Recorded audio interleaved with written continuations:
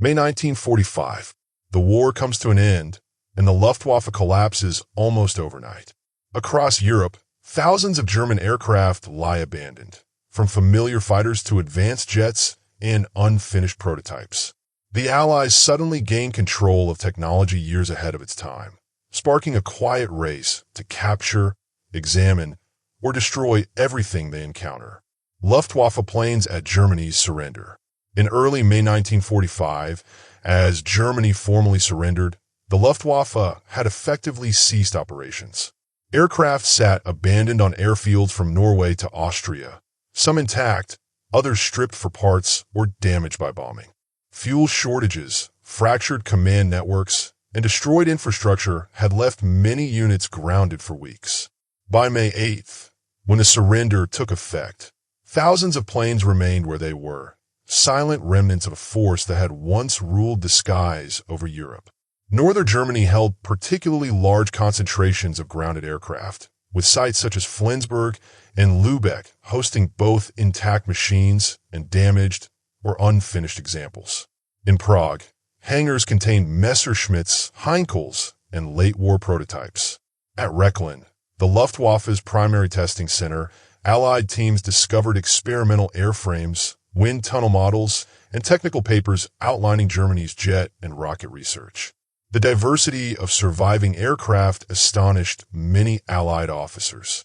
Alongside standard types like the Messerschmitt Bf 109 and Focke-Wulf FW-190, they found innovative designs such as the Arado AR-234 jet bomber, Heinkel He-162, and remnants of projects like the Junkers Ju-287.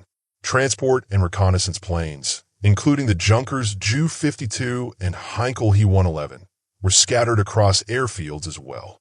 Many units had simply run out of fuel in the final weeks of the war, leaving aircraft parked and untouched. By war's end, the Luftwaffe's command structure had dissolved. Commanders surrendered to whichever Allied forces they met, and ground crews often abandoned posts without instructions. Maintenance logs, fuel depots, and spare parts were incomplete or destroyed. The Allied Control Commission quickly implemented strict rules. All German planes were grounded, and no pilot could fly without direct Allied permission. These measures were intended to prevent unauthorized flights, escapes, or the movement of high-ranking officials. Debates soon arose among Allied commanders over which planes to preserve and which to destroy.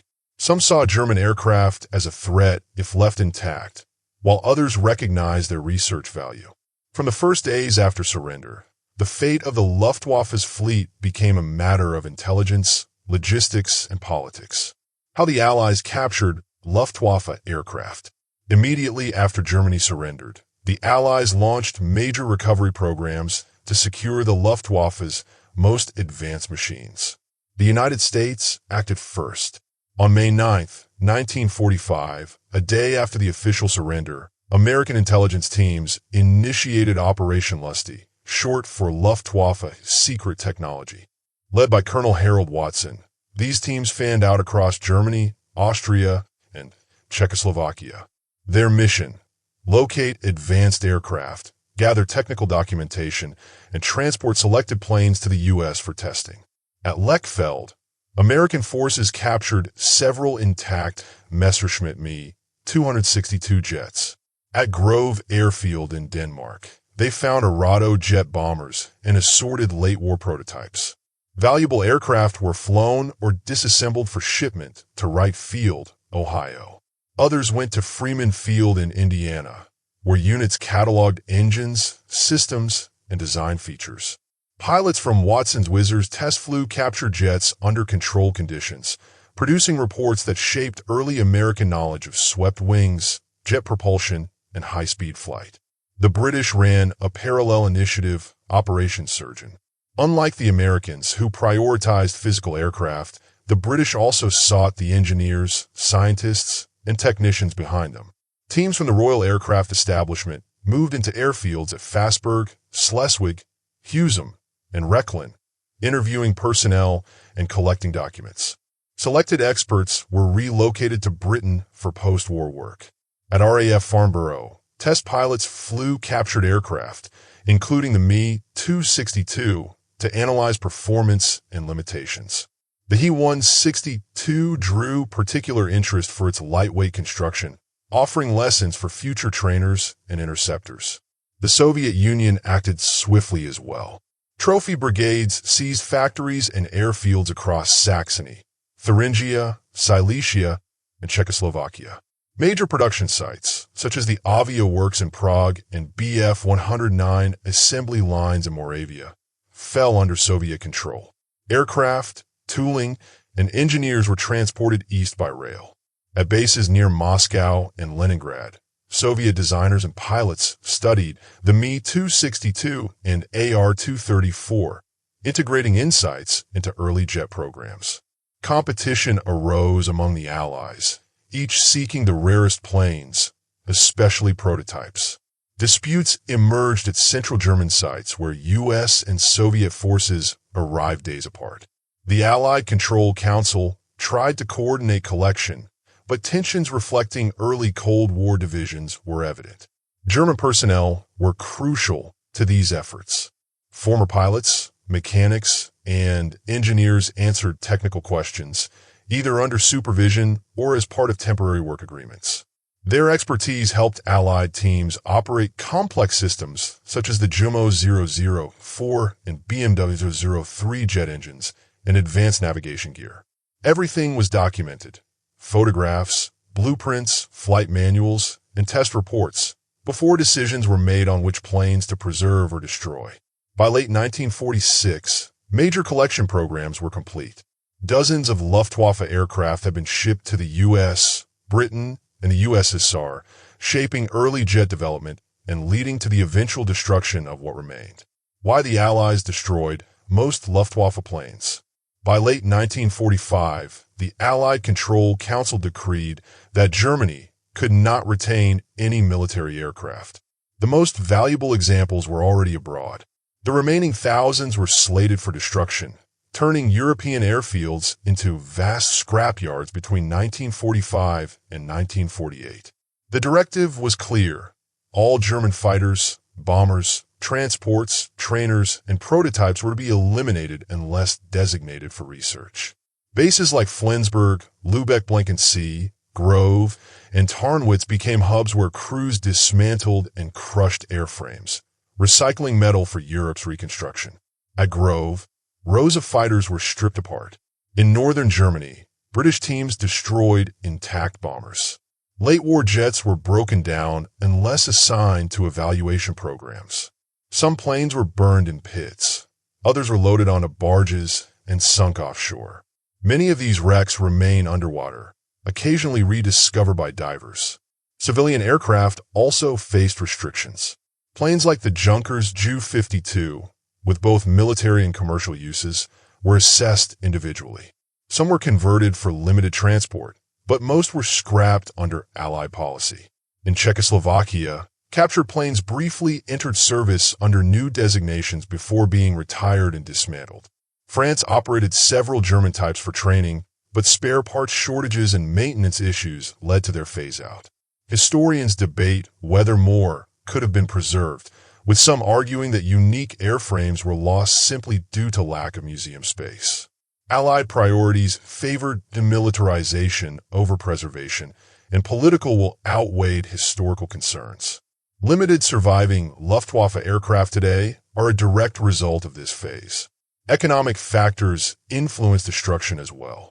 Europe faced metal shortages, making aluminum and steel from Luftwaffe aircraft valuable.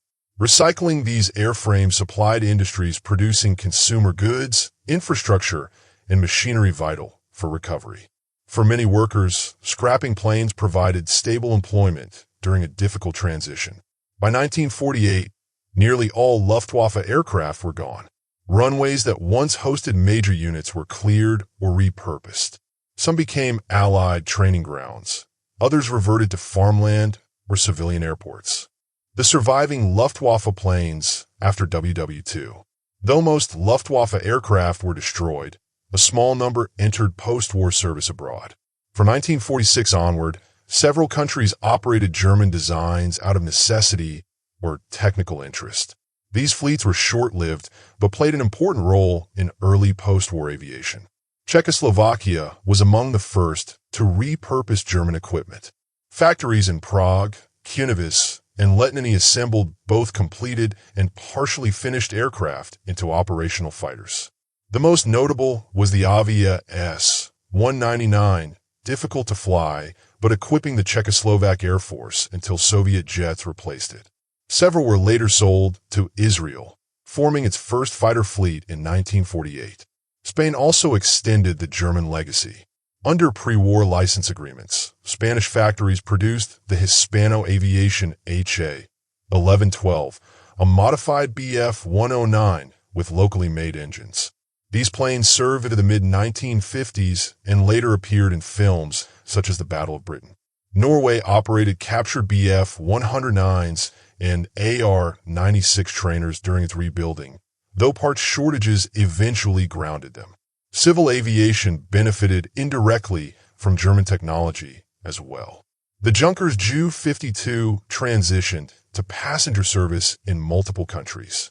France produced the Toucan variant for colonial transport, while Lufthansa briefly operated Ju-52s in the early 1950s before modern aircraft took over. By the time West Germany formed the Bundesluftwaffe in 1956, wartime Luftwaffe planes were no longer in operational use. The new Air Force relied on Allied-built designs like the F-84 Thunderstreak Canadair Sabre and later the F-104 Starfighter. German aviation had entered the jet age, leaving wartime designs behind. Preservation efforts grew in the latter half of the 20th century. Many modern museum pieces come from crash sites, lakes, or long-buried wrecks from the Eastern Front. Restorers often combine parts from multiple aircraft to create single displays. Today, only a handful of intact Luftwaffe planes exist. Examples of the Me-262, Bf-109, FW-190, and Arado AR-234 are exhibited from Washington to Berlin, with a few flying replicas at air shows. Almost all original wartime airframes remain grounded. What survives is a fragment of the force that once spanned Europe. Silent evidence of how quickly even advanced machines vanish and how the post-war world reshaped German aviation's legacy. If this video intrigued you, watch what happened to German U-boats after WWII, a detailed look at how the U-boat fleet was captured, studied, and dispersed worldwide. Like this video, subscribe, and hit the bell for more history inside. Thank you for watching.